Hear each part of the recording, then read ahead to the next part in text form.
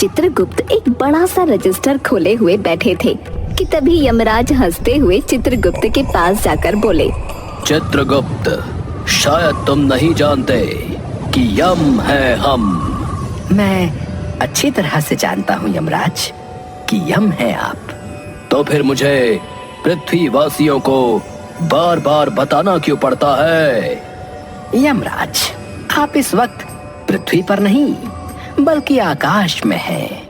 लाओ चित्रगुप्त, जल्दी से अब उस व्यक्ति का नाम मुझे बताओ जिसकी आत्मा को उसके शरीर से खींचकर मुझे यहाँ तक लाना है। चित्रगुप्त ने तुरंत एक पर्ची यमराज को पकड़ाते हुए कहा, यमराज, आपको पुट्ठा नाम के एक व्यक्ति की आत्मा को उसके शरीर से खींचकर यहाँ तक लाना है, मगर याद रखना उससे बातचीत करने मत बैठ जाना। क्यों? क्या वो भी गेंदा सेठ की तरह बहुत खाता है क्या? नहीं यमराज, गेंदा सेठ अगर भोजन खाता है तो पुट्ठा सिर्फ दिमाग खाता है। उसे भूलने की बीमारी है। मुझे डर है कि कहीं आप उसकी बातों में आकर स्वयं ही को ना भूल जाएं। चित्रगुप्त, शायद तुम मुझे जानते नहीं। यम है हम। अभी जाकर पुट्ठा की आत्मा को उसके शरीर से खींच कर लेकर आता हूँ।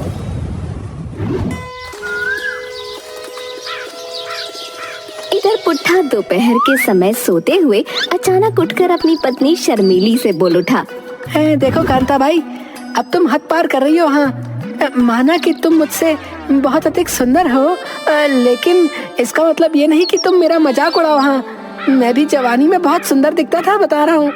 शर्मीली अपना सर पीटती हुई बोली, सत्यानाश जाए तुम्हारा। अरे मैं तुम्हारी पत्नी शर्मीली हूँ, कोई कांताबाई नहीं। बस तुम कांताबाई को कैसे जानते हो? जहाँ तक मैं जानती हूँ, कांताबाई तो यहाँ से कुछ दूर गांव में एक कोठा चलाती है।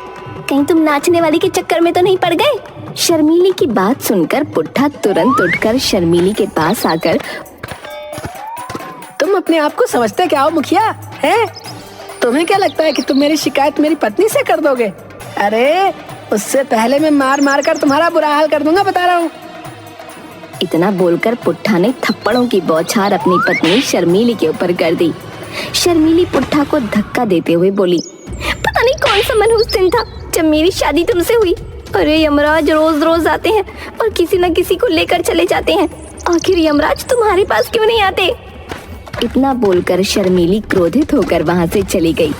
पुट्ठा अपने आप से बोला, यमराज, यमराज नाम कुछ सुना सुनाया लग रहा है। तभी पुट्ठा के कानों में यमराज की आवाज टकराई। जब लोगों का समय आ जाता है तो उन्हें यमराज याद आ ही जाता है। पुट्ठा ने देखा कि यमराज उसके सामने खड़े मुस्कुरा रहे थे। कौन हो तुम? ये सुनकर यमराज बुरी तरह से क्रोधित हो गए। मैं बता बता कर थक गया हूँ कि यम है हम, यम है हम, यानी कि यमराज। तुम्हारा भैंसा तो नजर नहीं आ रहा। अबे मुझे तो बताया गया था कि तू भुलक्कड़ है। तुझे कैसे पता कि मेरी सवारी भैंसा है? क्योंकि तुम्हें देखकर ही लगता है कि तुम्हारी सवारी भैंसा ही होगी। खैर छोड़ो, ये बताओ तुम्हारा भैंसा कहाँ है? तुम्हारा घर बहुत छोटा है, इसलिए मैं अपने भैंसे को बाहर बांध कर आया हूँ। मुझसे क्या चाहते हो कामराज? अरे कामराज नहीं, यमराज। तुम्हारे प्राण लेने आया हूँ। मुझे आदेश मिला है कि पुट्ठा नाम के भुलक्कड़ व्यक्ति की आत्मा खींचकर नर्क में पहुंचा दी जाए। यमराज की बात सुनकर पुट्ठा मुस्कुराते हुए बोला, हाँ हाँ, तो फिर जाकर उस भुलक्कड़ पुट्ठा की आत्मा को खींचकर नरक रूप में झोंक दो। मेरा नाम पुट्ठा थोड़ी है। इतना बोल पुट्ठा अकड़ता हुआ सीधा घर से बाहर निकल गया। अजीब इंसान है। यमराज सामने खड़ा है और ये यमराज से डरने की बजाय उसकी आंखों में आंखें डालकर बात कर रहा है। अरे यमराज को देखकर तो बड़े बड़े बलशाली पसीना छोड़ जाते हैं। इसकी हिम्मत कैसे हुई मुझसे ऐसे बात करने की। पुट्ठा सीधा अपने खेत में जाकर बैठ गया कि तभी वहां शर्मीली आकर उससे बोली, तुमसे पीछा छुड़ाने के लिए तो मैं घर से यहाँ आई थी, तुम यहाँ भी आ गए। देखो महानता, मैं जानता हूँ कि तुम सुंदर हो, लेकिन मैं भी जवानी में कम सुंदर नहीं था। बाहर में गई कांता और महानता और बाहर में गई तुम। लगता है मुझे यहाँ से भी जाना पड़ेगा। शर्मीली ने इतना कहा ही था कि यमराज फिर से भैंसा लेकर वहाँ आ गए। मैंने पता कर लिया है कि तुम्हारा ही नाम पुट्ठा है। क्या? मेरा नाम वाकई पुट्ठा है? मुझे अभी अभी पता लगा। अबे क्या पागल है क्या? तेरे सामने यमराज खड़ा है और तू डर से थर थर कांपने की बजाय मुझसे ऐसे बातें कर रहा है जैसे कि मैं कुछ हूँ ही नहीं। क्योंकि मैं जानता हूँ कि तुम यमराज नहीं हो। सच तो यह है कि तुम गांव के मुखिया हो, जो भेष बदलकर मेरी पत्नी से शिकायत करने आया है। किस बात की शिकायत? कुछ दिन पहले मैं गलती से जमुना बाई के कोठे पर चला गया था। लेकिन कुछ देर पहले तो तुम्हारे घर में कांताबाई के कोठे की बात चल रही थी। हाँ, तो मैं भी तो कांताबाई की ही बात कर रहा हूँ। लेकिन तुम तो अभी जमुना बाई की बात कर रहे थे। हाँ, तो मैं भी तो कांता भाई की ही बात कर रहा हूँ। पुट्ठा की बात सुनकर यमराज अपना सर पकड़कर बैठ गए। पुट्ठा को अकेले बातें करते देख शर्मीली गुस्से से बोली, मुझे इसी बात की उम्मीद थी कि तुम एक दिन पगला जाओगे। पहले तो भुलक्कड़ थे, अब तुम अकेले अकेले बातें कर रहे हो। देखो बजरंगी, मैं जानता हूँ कि मैं भुलक्कड़ हूँ, लेकिन मैं पागल नहीं हूँ। कौन बजरंगी? अरे तुम मेरी पत्नी बजरंगी नहीं हो क्या? हाँ, मेरे पतिदेव, मैं बजरंगी हूँ। अब मुझे बताओ कि तुम किससे बातें कर रहे हो। पता नहीं, मेरे सामने कोई भैंसा और गदा लिए मुखिया खड़ा हुआ है, जो अपने आप को यमराज बोल रहा है। कह रहा है कि वो मेरी आत्मा को खींचकर नरक में ले जाएगा। ये सुनकर शर्मीली बहुत ज्यादा खुश होते हुए बोली, क्या बात कर रहे हो तुम? अगर ऐसी बात है तो फिर तो मैं आज पूरे गांव में लड्डू बांटूंगी। कहाँ है यमराज? मेरे सामने खड़े हैं कामराज। शर्मीली उस ओर देखकर बोली, यमराज जी, अगर आप पुट्ठा को ले जाना चाहते हैं ना, जल्दी से ले जाइए। मैं इससे तंग आ चुकी हूँ।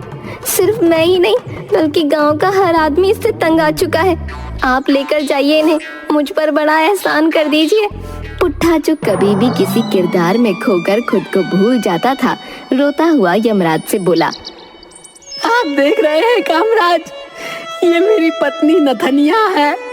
अरे सावित्री अपने पति के प्राण देने के लिए यमराज से भिड़ गई थी। एक ये मेरी पत्नी नथनिया कितनी खुशी से कह रही है कि आप मेरे प्राण खींच कर ले जाएं। जानते हो क्यों? ये मुझसे अधिक सुंदर है और मैंने इसे बस ये कह दिया कि जवानी में मैं इससे अधिक सुंदर था। इतना बोलकर पुट्ठा अपनी पत्नी से बोला, मुझे क्षमा कर दो नथनिया, मैं जवानी में बिल्कुल भी सुंदर नहीं था, तुम ही सुंदर हो। ये सुनकर शर्मीली का गुस्सा 7वें आसमान पर पहुंच गया। बस बहुत हो गई तुम्हारी नौटंकी। कभी यमराज, कभी कामराज, कभी शर्मीली, कभी नथनिया। लगता है तुम्हें भूलने का फिर से भयंकर वाला दौरा पड़ा है। लगता है तुम्हें मुखिया के पास ले जाना ही पड़ेगा। इतना बोलकर शर्मीली पुट्ठा को पकड़कर खींचती हुई मुखिया के घर ले गई।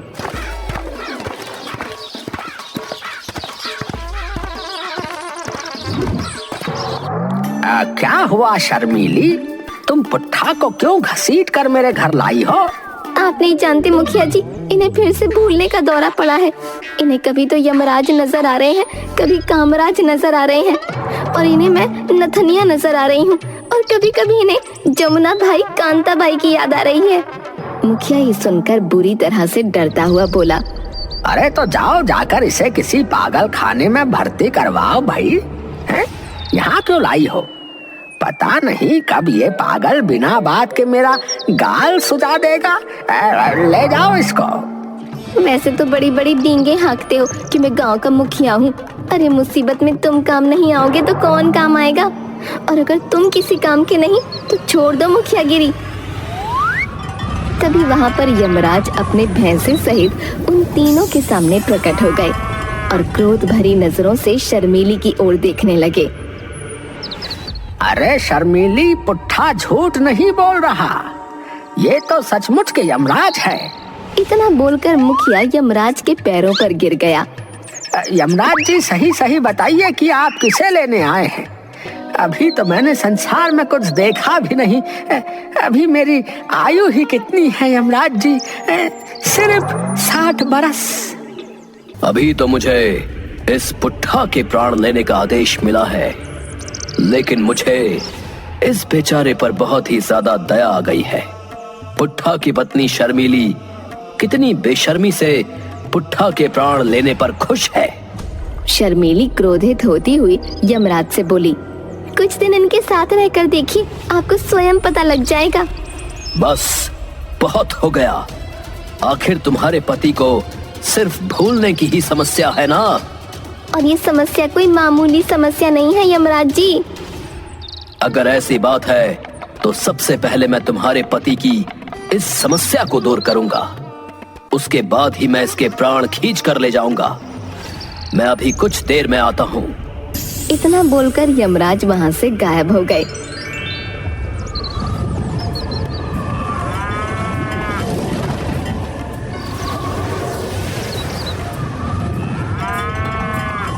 और सीधा चित्रगुप्त के पास आकर सारी घटना बताते हुए बोले, मैंने सही किया, मुझे उस बेचारे पर बहुत ज्यादा दया आ गई।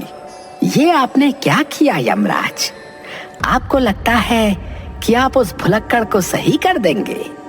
मुझे तो डर है कि कहीं आपको खुद ही भूलने की बीमारी ना हो जाए। बकवास मत करो चित्रगुप्त, शायद तुम नहीं जानते, यम है हम।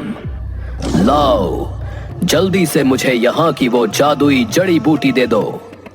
वो जड़ी बूटी खाते ही पुट्ठा की याददाश्त बिल्कुल सही हो जाएगी और फिर उसके बाद मैं उसके प्राण खींच कर यहाँ पर ले आऊंगा।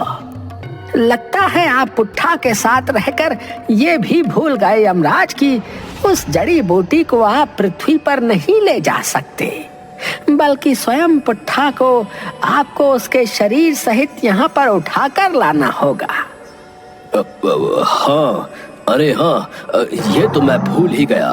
लेकिन तुम चिंता मत करो, शायद तुम भूल गए कि यम है हम।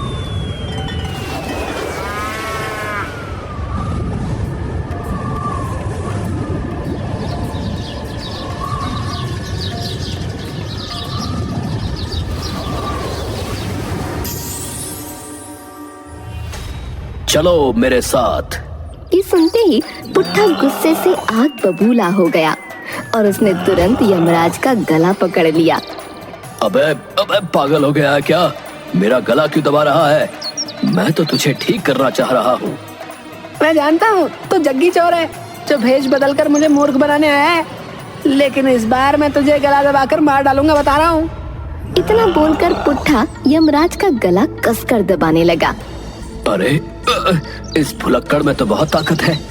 तभी मुखिया यमराज की ओर देखकर बोला, अरे यमराज जी, इसको यहाँ से ले जाकर पहले सही कीजिए, कहीं ऐसा ना हो कि आपकी भी हालत खराब कर दे। शायद तुम सही कहते हो, मैं इतना भुलक्कड़ इंसान पहली बार अपने जीवन में देख रहा हूँ। इतना बोलकर यमराज ने चुटकी बजाई और वहाँ से गायब हो गए। कुछ देर बाद पुट्ठा आकाश में खड़ा हुआ फटी फटी आंखों से सब कुछ देख रहा था। क्या देख रहा है? मैं बचपन से ही ट्रैक्टर बनना चाहता था, लेकिन मैंने कभी स्टूडियो नहीं देखा था। आपकी स्टूडियो तो बहुत ही अच्छा मालूम पड़ती है। पृथ्वीवासी, पृथ्वी पर जाकर मुझे भी थोड़ा बहुत ज्ञान हो गया है। जिसे तू ट्रैक्टर बोल रहा है उसे एक्टर कहते हैं, और ये किसी फिल्म का स्टूडियो नहीं बल्कि वास्तव में मेरा राज्य है। अब मैं तुझे जड़ी बूटी खिलाकर सही कर दूंगा। तभी यमराज ने अपना हाथ घुमाया और उनके हाथ में बहुत सारी जड़ी बूटियां आ गईं। इस जड़ी बूटी को खाकर तुम बिल्कुल सही हो जाओगे। ये काम बिल्कुल सही हुआ है कामराज। मुझे बहुत देर से भूख लग रही थी। मेरी पत्नी कांता ने मुझे 2 दिन से खाना ही नहीं दिया, बताओ। कितनी घटिया मानसिकता की पत्नी है तुम्हारी। कांता को ऐसा नहीं करना चाहिए। लेकिन यमराज, इसकी पत्नी का नाम तो शर्मीली है, कांता नहीं। अरे हाँ, ये तो मैं भूल ही गया। कोई बात नहीं, मुझे बताने की कोशिश मत करो। शायद तुम नहीं जानते, यम है हम। इतना बोलकर यमराज पुट्ठा से बोले, तुम ये जड़ी बूटियां खा लो, तुम सही हो जाओगे। पुट्ठा ने देखते ही देखते सारी जड़ी बूटियां खा ली, मगर अगले ही पल उसमें परिवर्तन आ गया। पुट्ठा ने तुरंत यमराज का गदा छीन लिया। कहीं तुम पागल तो नहीं हो गए? लाओ मेरा गदा वापस करो। लगता है तुम्हारा दिमाग ठिकाने नहीं है। यमराज मैं हूँ, तुम नहीं। मैं तुम्हारे प्राण इसी समय खींच लूंगा। ये सुनकर चित्रगुप्त बुरी तरह से डर गए। नहीं यमराज जी, किसी भी तरह ये गदा अपने हाथों में लीजिए, नहीं तो ये स्वयं आपके लिए यमराज बन जाएगा। यमराज क्रोधित होकर पुट्ठा से बोले, मेरा गदा वापस करो। यमराज को आदेश देते हुए जरा भी शर्म नहीं आती तुम्हें? हैं? तुम्हारा खेल समाप्त करता हूँ। चित्रगुप्त आहिस्ता से यमराज से बोले, यमराज जी, थोड़ा धैर्य और प्यार से काम लीजिए। इस भुलक्कड़ पुट्ठा के हाथ में आपका गदा है। गलती से अगर कहीं आपके शरीर पर पड़ गया तो आप अब तक जो दूसरों के प्राण खींचते आए हैं, कहीं आपके प्राण गदे में न समा जाए। हाँ। यमराज और बुरी तरह से डर गए। यमराज प्यार से पुट्ठा की ओर देखकर बोले, ठीक है, मैं मानता हूँ कि तुम ही यमराज हो। क्या तुम मुझे अपना गदा दिखा सकते हो? कहो कि तुम यमराज नहीं बल्कि जग्गी हो। क्या बकवास कर रहे हो तुम? अरे यमराज, ये जो कुछ भी बोल रहा है बोलने दीजिए। बस किसी भी तरह से अपना गदा वापस लीजिए। यमराज चित्रगुप्त से बोले, जड़ी बूटी खाने के बाद मुझे लग रहा है कि इसे और ज्यादा भूलने की बीमारी हो गई है। ऐसे कैसे संभव हो सकता है? और आपने वचन भी दिया है कि जब तक आप इसे ठीक नहीं कर देंगे, आप इसके प्राण नहीं खींच सकते। तो अब तो आपकी फिर जादुई शक्ति काम नहीं करेगी। तभी चित्रगुप्त के रजिस्टर में पेन अपने आप चलने लगा। चित्रगुप्त दौड़ता हुआ रजिस्टर उठा लाया और यमराज की ओर देखकर बोला, ईश्वर का आदेश है कि पुट्ठा को उसके घर वापस छोड़ाओ, क्योंकि पुट्ठा का इलाज सिर्फ भगवान के ही पास है। उसका इलाज किसी जड़ी बूटी के द्वारा नहीं किया जा सकता। और आपने पुट्ठा को वचन दिया है कि जब तक आप उसे सही नहीं कर देंगे, आप उसके प्राण नहीं खींच सकते। और पुट्ठा को ईश्वर के अलावा कोई भी सही नहीं कर सकता।